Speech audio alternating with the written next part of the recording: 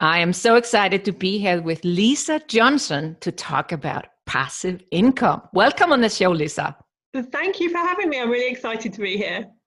Well, I'm excited because we were introduced by a common friend, Selena So, and anyone she introduces me to is amazing. So I have been looking forward to talking to you, Lisa. Also, we've been watching each other on Facebook, and we were saying before I hit the record button, it feels like we know each other, It but at the does. same time, we don't. Yeah, I feel like we've been following each other for a while and knowing everything about each other. But isn't that the power of Facebook? It's amazing. It's amazing. Yeah, we can kind of hate it and love it at the same time. We can. And we will always hate it a little bit. A little bit, yeah. So I know that you are known for passive income, and that's what we're going to talk about today. But obviously, we cannot start to just dive into that topic until we know a little bit about you. So how come that this is your topic today? Like, how long have you been an entrepreneur, Oh, and what did you do before? yeah. So I haven't been an entrepreneur very long, actually. I I started a wedding business about 5, 6 years ago, a wedding planning business, because I was working in corporate and I got pregnant with twin boys, kind of unexpectedly. And so knew that I couldn't stay doing what I was doing. I was working 80-hour weeks. I was in an investment bank and it was just, it was busy. And so I got a 9 to 5 job near my house, just like as a PA, so that I could at least see them when they go to bed and when they wake up. The problem with having a PA job is A, I was bored, and B, I was earning a third of what I was earning in the investment bank. And so decided on a whim to start a new business. And I didn't know anything about business, but I was like, I'll start a wedding planning business. So I'm really organized and because there's probably cake involved and it sounds. So there I was, did this wedding planning business. And at the end of year one, I think we worked out I'd made £1.15 an hour in this wedding planning business. It was ridiculous. And I'd been working really hard on it. And I realized it was just because I didn't have those business foundations, like the stuff you teach. I just didn't know any of that stuff. And so I got a business coach, learned everything that I could about, ideal client, money mindset, how to actually put a marketing plan together, all of that kind of stuff. And within 5 months, I turned the business around to be the most well-known UK urban wedding planning company in the UK. Wow. And we had like great clients for a year and a half, fully booked in, raised my prices 3 times. It was amazing. And so then people started coming to me and saying, how have you done it? Like, you've been in this industry only a year and a half. And so I realized that I had this knack for talking to people about really complex jargon, the jargon that there is around business, and just breaking it down into something that makes actual sense to normal people. And so they started listening to me, they started making more money. And so I realized that actually maybe business coaching was the thing for me after all. And 3 years ago, I started a business coaching company. And it took off very quickly. I made the 6 figures in 6 months, multi-6 figures in the first year kind of thing. But I still wasn't very happy because all I had done was traded in a 9 to 5 for 6 in the morning to 11 o'clock at night, because I worked more on my business because it was my baby. The problem was I still wasn't seeing my kids. So realized I needed a completely different business model.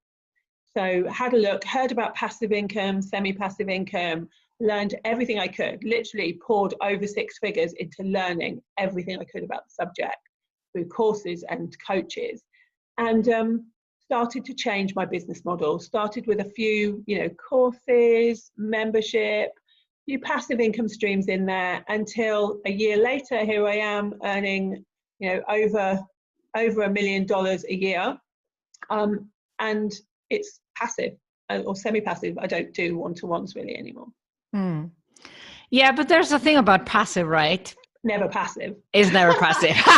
Yeah, let's get rid of that myth right now. You will be working so hard to set things up at the beginning, but then it becomes more passive as it goes on.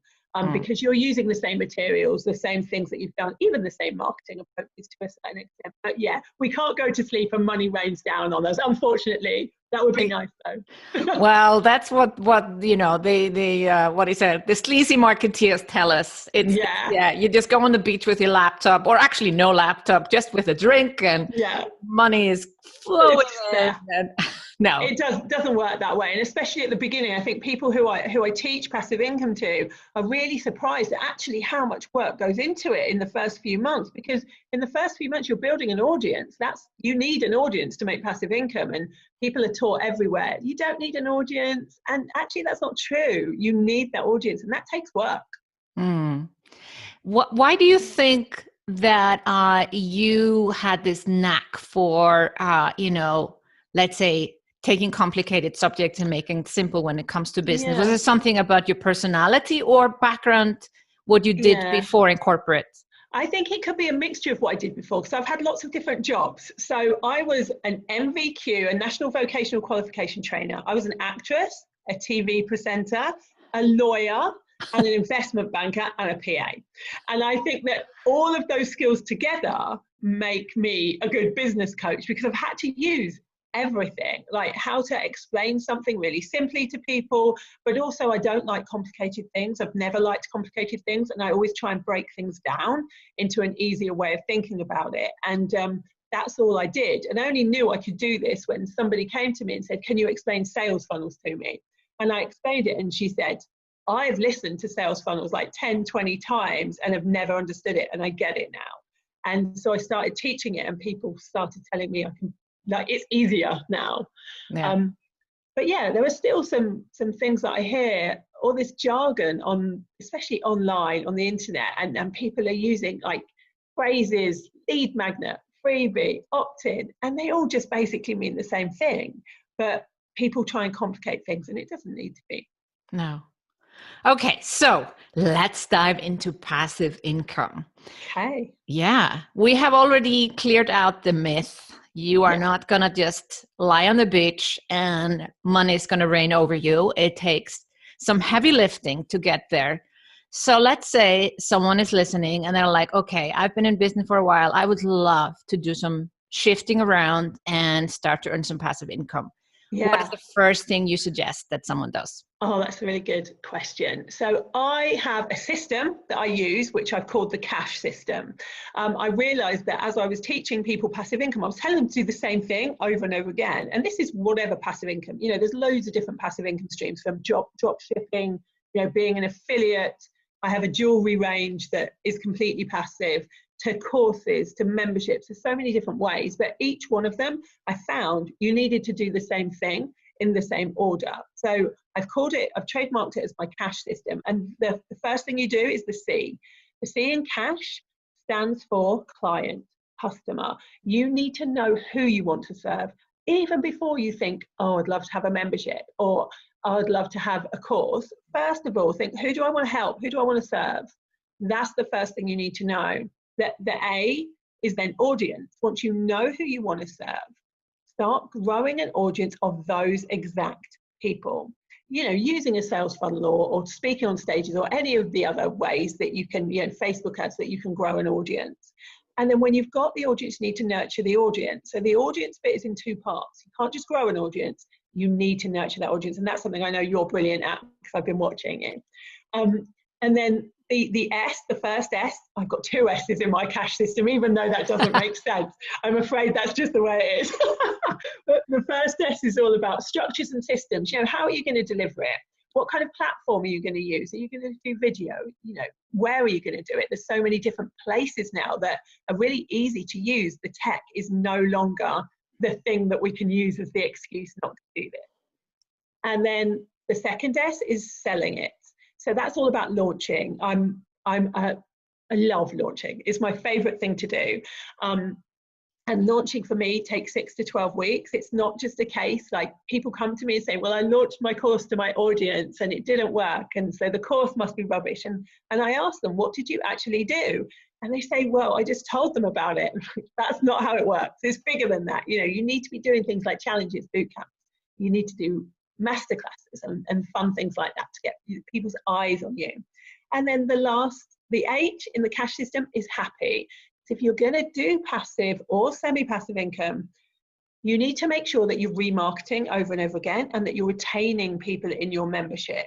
And that's about actually getting people the results, actually, having happy clients, not just having clients that you have once and then they disappear, because we all know that it costs a lot more to get a new client than to sell to a client over and over again. So yeah, that's exactly what I do. Each time I just follow that system.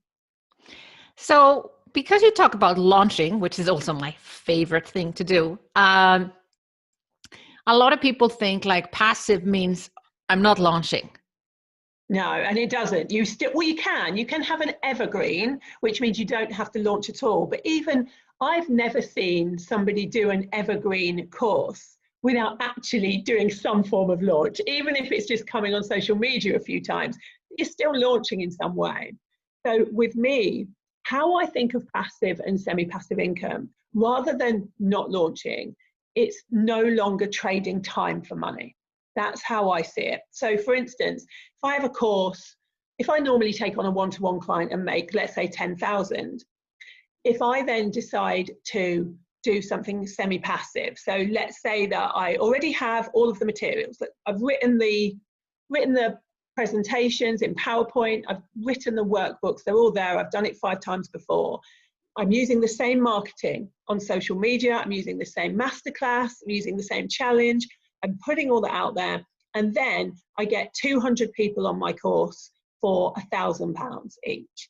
So I'm making £2,000 instead of 10,000 for the same amount of time. And I used to have everything completely passive. So what used to happen is I put a course out there, it was DIY. People would go and do the course themselves, so it really was passive. But now I have realized over the past year that my clients get much better results if I deliver live. And so I have a course that runs over 10 months. I will go on live for 1 hour per month and deliver the training and do a Q&A. And the rest of the time they're doing it themselves. But just for that 10 hours of work that I have to do, I get 30% better results for them. And so it's worth it for me. So there is the option to do it passive, completely passively, DIY. But for me, there's an integrity piece where I want people to get the best results possible. If that means a tiny bit more of my time, I'm going to do it. Yeah. And this is what I found. I had a course that I was always thinking of having, completely passive. Like, the modules are great, but I realized without a Facebook group and without me actually at least showing up and doing a call from time to time, it was just not going to lead to the same results. Yeah, and those results are so important, not just for them, but for you, because we want sustainable long-term businesses, right? We don't want those quick flash in the pan, do a big launch, and then you disappear forever because nobody got the results. It needs to be sustainable. And I try and teach my clients that, like, you want a sustainable business, and they're so taken up with this whole, you can make, 6 figures in the first 2 months just by doing this thing. And that's great. You probably can. I'm not saying that that doesn't work. Is that sustainable forever? And to me, that's what's important. So it's again dispelling this myth of passive, because that isn't really passive when you show up, even if it's just an hour a month or 30 minutes a week. It's not passive. That's not passive. No, and I think the word needs to change to leveraged, maybe leveraged income. And I think there is a problem with the word passive being passive, but people generally in our industry know what it means. But there are people not in our industry that don't know what it means. And that's where the problem can occur. And we've actually stopped using it in all of our Facebook ads because we've started using recurring revenue and a leveraged income, because it really is just about not trading time for money. And that doesn't mean you do nothing. Yeah. You still have to show up. For me, it's really important that it doesn't matter if people are in my $3,000 program or in my $50,000 program, I show up, I'm present. Yeah. And you should be. And people say, wouldn't it be nice if we didn't have to do that? But actually, you should be. It's a point of integrity that you should show up for them. If people are paying you money, you shouldn't try and do the least, always the easiest path. There are ways of doing that. Once you have that audience and once you are a personal brand, if you like, then you can turn your hand to things that are truly passive. I have a jewelry range that I do wake up in the morning and have £500 extra in my bank account, and I've literally done nothing. All I did was design it at the beginning with a jeweler, but that I still had to build the audience. The work still went in to get the audience to buy the product. Mm. So So even let's that's talk. not. Yeah. So let's talk about something like that. Jewelry. You work with a designer Yes. and you put still your own ideas into that jewelry. Yeah. So I found that I was always wanting to buy jewelry for my clients, like just, saying something really inspirational. And I couldn't find anything that said what I wanted it to say. And so I contacted a jeweler who was a client of mine who was making passive income herself, and said, hey, what if we collaborated on something? If I told you what I wanted something to look like, could you make it? So she did, and all the packaging is my name, my logo. And so my audience buy it for their clients. And so we have like different things like unstoppable, be you, with a little some wording in there that means something to people. And now people buy that from my website like daily, and I don't do anything. Yes, but that's still like somebody needs to ship it, and yeah, but not me. So no, not you. The designer ships it. The designer invoices, does all of that, and just sends me money at the end of the month. Yeah. So I don't have to do anything. Yeah. But that's still, if you are in a service-based business, this is more like an extra nice income. Yeah. It's fun. It's more like a fun project. Definitely. It's not the thing that's going to make you rich. No. No, it's just a fun thing to have on the side. And for me, it's about experimenting, because I love anything that's to do with recurring revenue. I experiment with things. I experimented with having a membership, which I now still have, that makes me 30,000 a month. And I spend 2 hours in there. I experiment with courses. I experiment with drop shipping, with ebooks and stuff, to see what works. And not everything does, by the way. There are things that I've done that haven't worked and I've had to pull. And I think it's important to talk about those things, because it's not all sunshine and roses over here. There are hardships in any kind of business. And it's the same for passive. Yeah. So you would say, leverage, that's obviously when you sell a program that's maybe 10 weeks or whatever, 10 months. And then recurring is your membership. Yeah. Do you do the launching, or do you have it open all the time? No, we did have it open all the time. And now we do open close, and we've found that it is so much better. So I get many more people coming in, but we put a cap on ours.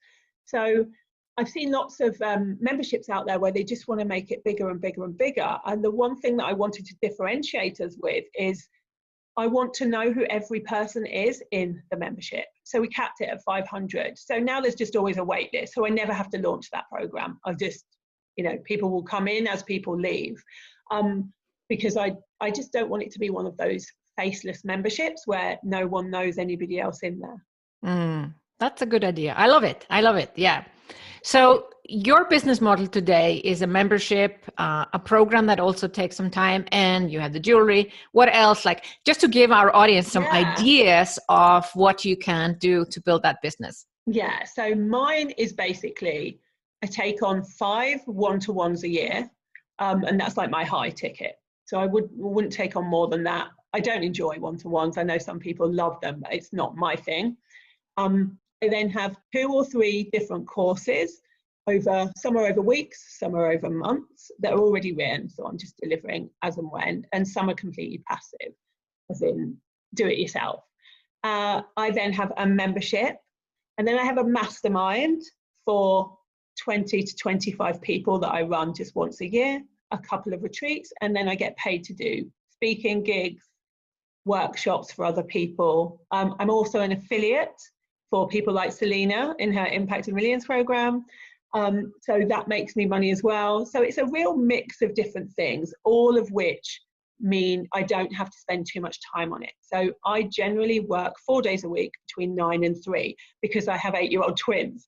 So, I want to spend as much time with them as possible. And we take off 2 months in the summer, 2 months over Christmas, and travel. So by having this kind of semi-passive income streams, it makes that doable. Whereas before, when I was just doing one-to-one, I was working all hours. I was making a third of what I make now. Yeah.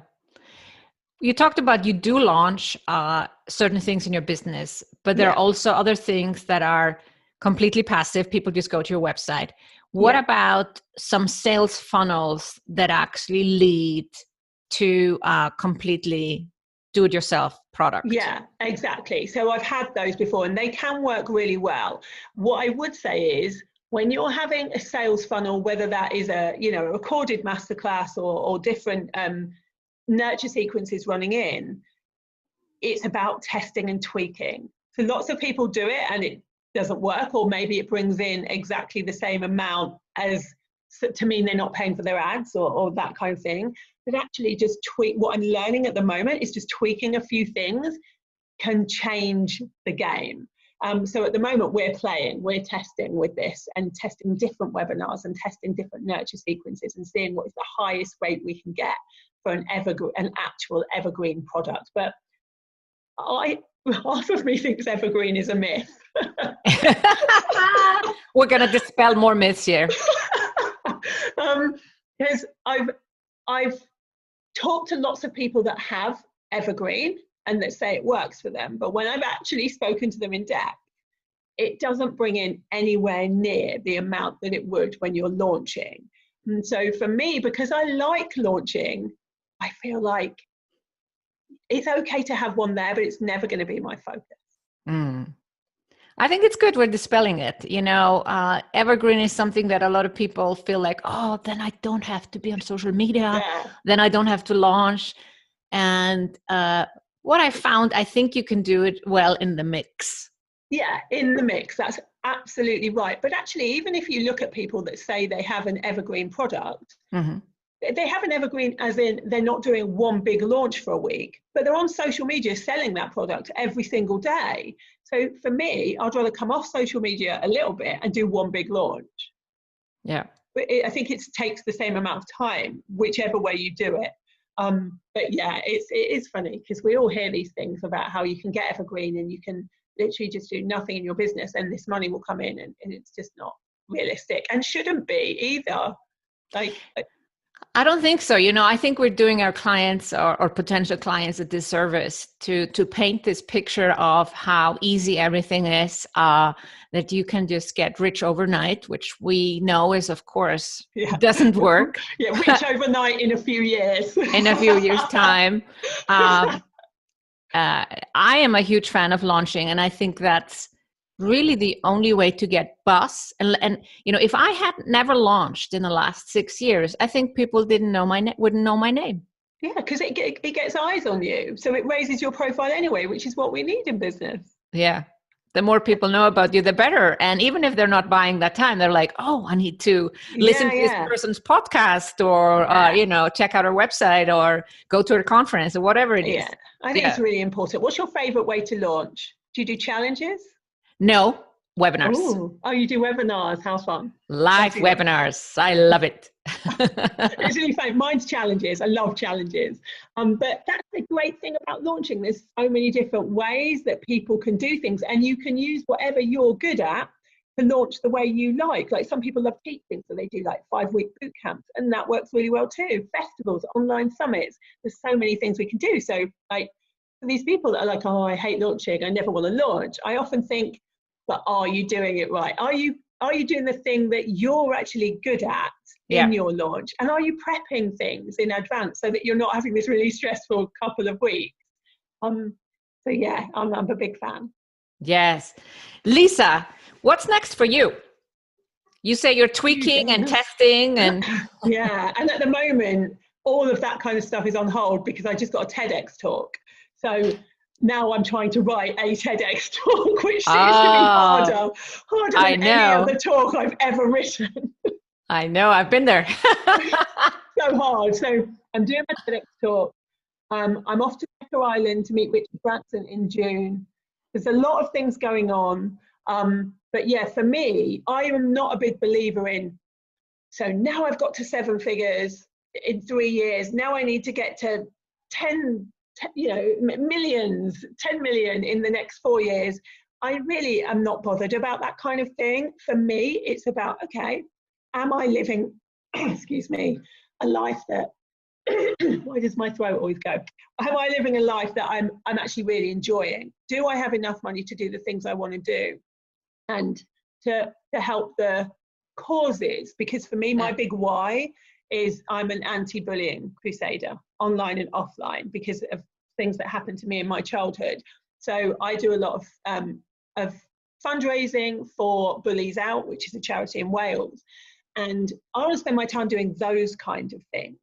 I'm going to Uganda in April for a project there. These are the reasons why I need passive income. It can't be there all the time. I want to do this other stuff that I want to do. And so the more I can make in my business, the more I can do this. But it's, for me, it's no longer about, used to be about money, because I grew up really poor in council housing in England. And we never had anything. So at the beginning, it was all about, I want to feel secure. I want to know that my kids won't feel like I did. And now that I have that money, it's about more than that. Yeah, that's exactly what I found myself, and also with my clients. It's in the beginning, it's about taking care of yourself, and then it becomes about your mission. And I love your mission. Anti-bullying, that's beautiful. Yeah. Yeah. I've got an amazing Inspiration Day coming up, where all the proceeds go to Bullies Out in London on the 30th of March. And it's just a load of speakers talking about how they overcame adversity to have their online businesses. And that kind of stuff lights me up. Yeah. Well, that's a beautiful ending to a great interview, Lisa. Thank you so much for coming on the show. Where do people find you online? The easiest way is in my Facebook group, which is called The Fabulous 5%. I'm always in there. Okay. Thank you. We'll link to all of that in the show notes. Lisa, thank you for coming on the Sigrun Show. Thank you for inviting me.